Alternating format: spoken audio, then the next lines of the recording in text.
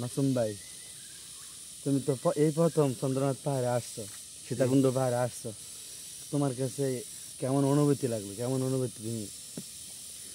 অনুভূতি বলতে ভাই শরীরটা একেবারে ক্লান্ত।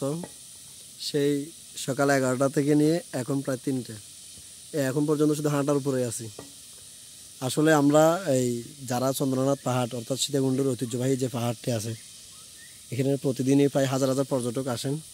তো এই পাহাড়টা যারা আসবেন এই ঘোরার জন্য, যে সমস্ত পর্যটক বাইরে আসবেন, আপনারা আসার সময় এই নিচের থেকে আপনাদের শরীর হালকা করে ফেলবেন। অর্থাৎ আপনাদের যদি কোনো সামানা থাকে, ব্যাগ থাকে, এগুলো নিচে রাখে আসবেন। এরপরে আপনারা এই নিচ থেকে কিছু শুকনো খাবার নিয়ে আসতে পারেন। এরপরে সাথে পারলে একটু পানি নেবেন, একেবারে সিঙ্গেল শরীরে উঠবেন, কারণ এই পাহাড়টা বিশাল বড়। আমরা প্রায় উপরে উঠতে আমাদের 2.5 ঘন্টা লাগছে। আমরা আলহামদুলিল্লাহ সুস্থ শরীর, আমাদের শরীর স্বাস্থ্য খুব মজবুত, তাই আমরা উঠতে উঠতে প্রায় 2.5 ঘন্টা লাগছে। এখন নামতেছি, নামার সময় আমরা একটা ভুল করে ফেলছি, সেটা আপনারা করবেন না। সেটা হলো যে আমরা নামার সময় যে দিক দিয়ে উঠছি ওই দিক দিয়ে নামি নাই, আমরা ভিন্ন একটা রাস্তা দিয়ে নামতে আসি, এখানে বিপদে পড়ে গেছি। বিপদ হলো যে আমরা একটা রাস্তা, তবে রাস্তাটা দীর্ঘ রাস্তা, প্রায় 15 কিলোমিটার রাস্তা নিচে নামতে হলে।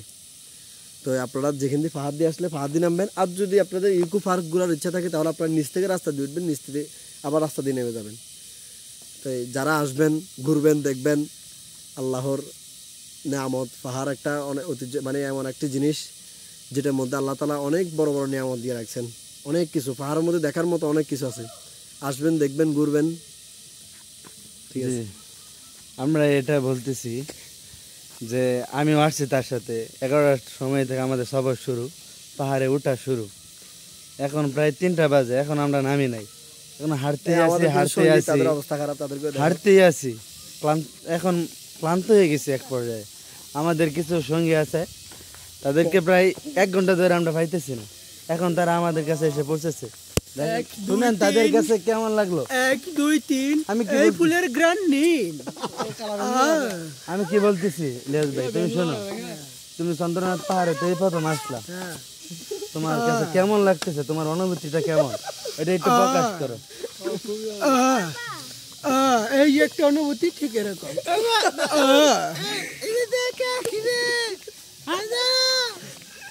আসলে আমাদের সাথে আসার সময় আমরা একজন বোবাকেও নিয়ে আসছি, তার অনুভূতিটা সে প্রকাশ করবে। দাও।